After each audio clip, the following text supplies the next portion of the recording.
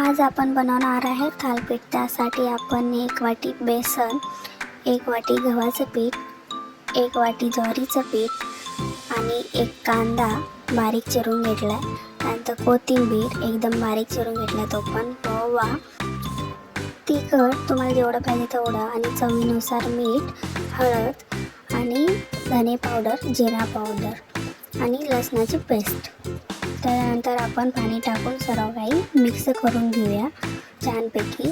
त्याच्यामध्ये गाठी नाही व्हायला पाहिजे आणि असं बेटर तयार करून घेऊया। याचं आपण थोडं थोडं पाणी टाकून मिक्स करून घेऊया आणि याला जास्त पातळही बनवायचं नाही आणि घट्टही बनवायचं नाही आहे, मीडियम ठेवायचं आहे। अशा प्रकारे हे बनवून घ्यायचं आहे एकदम मस्त।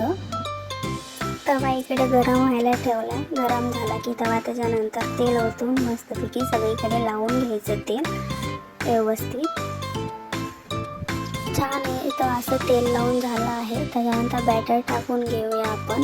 तुम्हाला जेवढा मोठा करायचा आहे तेवढा तुम्ही बॅटर टाकू शकता आणि पातळ त्याला फिरवून घ्यायचं आहे।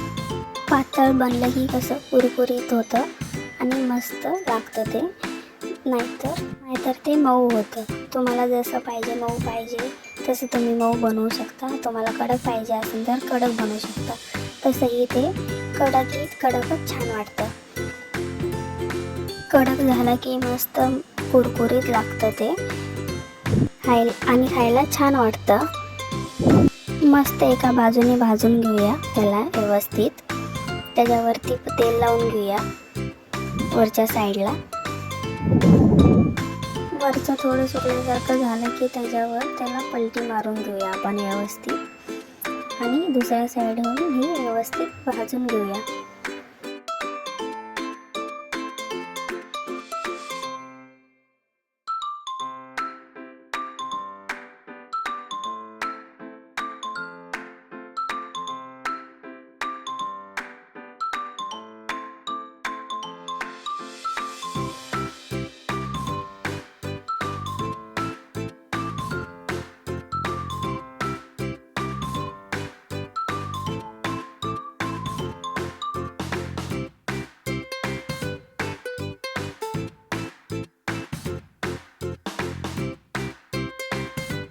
इथे बघा मस्त दोन्ही साईडूनही भाजलेला आहे।